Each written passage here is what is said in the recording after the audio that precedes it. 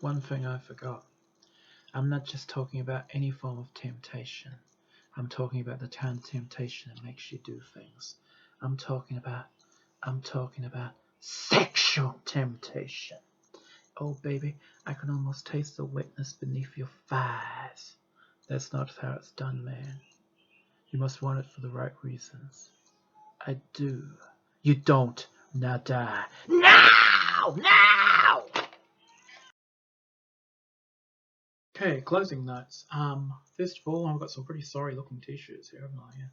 My Prince t-shirt collection definitely needs work, basically, but I will probably need some money to go with it. But anyway, I only wear them on special occasions. But back to some finishing notes. First of all, I just want to thank everyone for watching these series of videos and just being so patient and just, sort of supporting me through this project. I mean, it's definitely been a lot harder. I mean, I've tried to have a different approach with each album. I mean, it's just been straightforward reviews for Dirty Mind and Controversy and the Time albums, and then I've gone into this sort of chart meta-analysis for 1999 and Purple Rain, and now for this one I'm kind of like doing the drip feed song review and trying to interpret the stuff going on the album. Now, overall, as an album, and I had the opening notes where I talked about visions, this is where I would just sum everything up. Overall, I'm going to rate on several factors. First of all, I'm just going to talk about the sheer musicality. I mean, that includes the instruments and pretty much the musical input and stuff. It's definitely much more adventurous. I mean, you've got the mini raga on the first track. You also have some bizarre instruments running through some later songs. I mean, bizarre in the best possible way. The guitar playing is amazing. The piano playing, Condition of the Heart, is incredible. I mean, it's really, as far as music goes, I mean, it's really high grade. I mean, it's probably the best he's ever done. I mean, you've also got the musical contributions of Lisa and Wendy, and I wouldn't even say the other members of the Revolution like Mark, Bobby, and Fink have also got bits and pieces here. But again, it's mainly a Prince production. So easily 9.5 out of 10 for musicality alone, definitely. And then the next part is Prince's singing. I mean, first of all, I've already mentioned how much I love Prince's singing. I mean, there's definitely a lot of it here. There's only like 2 or 3 big screams though, but there's more to Prince than just screaming, basically. I mean, I know it's a big part of my whole gimmick is that I love doing Prince screams, but even the vocals, I mean, there are some great songs here. I mean, I'm going to say 10 out of 10. I mean, what more can I say? I mean, Prince has always been one of the greatest singers of all time. I mean, definitely, the Screaming and Temptation. I mean, his pleading vocals and Condition of the Heart. His accessible pop noises in Raspberry Beret and Pop Life. The choruses like, in America and La Ladder, and all that stuff. I mean, it's just too much good stuff here. Now, songwriting abilities. I mean, basically the quality of the songwriting, again, I mean, these songs are very deep. They've got big lyrics. I mean, they might be a bit preachy at times, but he's definitely reaching into new terrain. He's basically writing about things he's never dealt with before. I mean, the new emotions like love and loneliness rather than just humper humper. So again, another 10.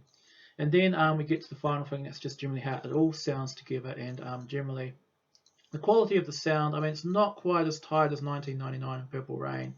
I mean, there is a bit of clunkiness here and there, and overall, I mean, as a whole, I mean, the songs are definitely better by themselves than as a cohesive whole. I feel the whole thing is a wee bit patchy in parts, and hence I'm only going to give that an 8. But that's still quite good. Overall, I mean, I'll give you some individual marks for the songs now. Around the World in a Day, that's definitely about a 9.5. Paisley Park, 9. Condition of the Heart, that's easily a 10. I mean, that's just brilliant. Raspberry Beret, also a 10. I mean, again, it's just a brilliant pop single. Tambourine, and like I said, not the greatest song, but still decent. I'm going to give Tambourine a 7 out of 10. And then America, that's a bit higher, not much higher, so I was going to say 7.5, maybe an 8 for the extended version. Pop Life, again, it's another strong pop cut. Not quite as strong as Raspberry Beret, though, so I'm going to give it a 9. The Ladder, as much as I love the message in The Ladder, I find the musical performance just a wee bit patchy and sort of a bit over the place, but still, because it's just got such good lyrical material, I mean, it's just such a big concept in Prince's mind, I'm going to give the song an 8.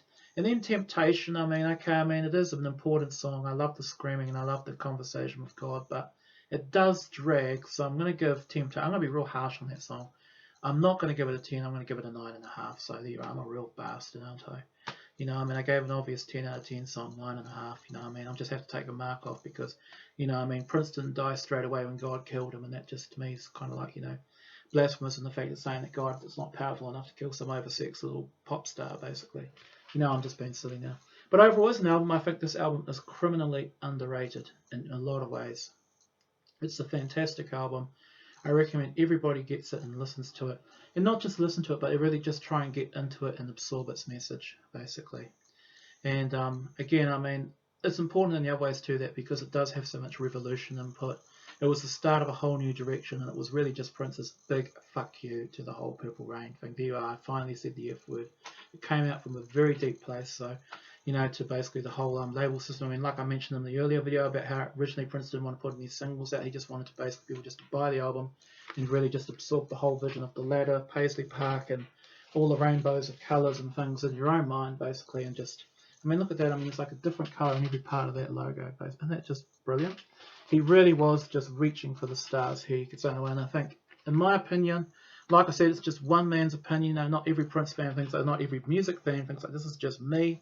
This is just someone, I mean, probably my obsession with Prince is probably about the same as everyone else who does great Prince videos. I mean, I've never questioned anyone's integrity, but personally, from my point of view, I mean, this is just first-rate stuff. I mean, this is an incredible album. It just really adds to that oeuvre of just absolutely perfect 1980s Prince albums. And I really think that actually, doing these videos, I've actually learned to like this album a whole lot more, especially that opening track. And just quickly before I go, I just want to mention that, you know, I probably should get in trouble for this too, but there are unreleased versions of some of these songs out there, and there's just these versions of Around the World Days, like this earlier version, which is sort of like got all the instruments more prominent. I mean, it just blows your socks off. It's on a bootleg called Perfect Unreleased Prince, and you also hear it on the you know, the Testament Works search. You know, the big bootlegs they put every few years. It's got like a folder for every year. It's about like 20, 30 songs in some years, and then there's only like 2 for say like 1981. Well, 84 has a lot of basically alternative versions of songs of Around the World in the Day, including Paisley Park, you know, and all this type of stuff, and the early versions of Raspberry Beret, and it's just wow. I mean, this is definitely an album to get. I mean, I know it's a bit harder now, but if you can even go out and find these singles, especially that 21-minute mix of America. So there's my Around the World in the Day series. I mean, I'll do a video reviewing the Family's album because I think that's important. It's definitely the same time and vision as this. Probably the only thing this album really was missing that the Family had. Now, as great as this album is, I just want you guys, I'm going to leave you on this thought. I just want you to think, how much better do you think this album would have been had Claire Fisher put strings all over it? Because you think about it, I mean, Parade has strings, The Family has strings, this doesn't have any strings, all it's got is basically EDM, and there's a bit more, so you know, brass going through it, and you've got the Revolution touches, but imagine it with the strings. Wouldn't that just be amazing? Not on every song, I mean, I don't put them in songs like Condition of the Heart, maybe throw a few on the ladder and things. I mean, I definitely wouldn't throw any more onto Around the World in a Day. I mean, that's perfect as it is, and I think pop cuts like Raspberry Beret and Pop Life don't really need them, but there you are. Answer me in the comments, tell me what you think. What would this sound like if it got the Claire Fisher treatment? Peace and be wild.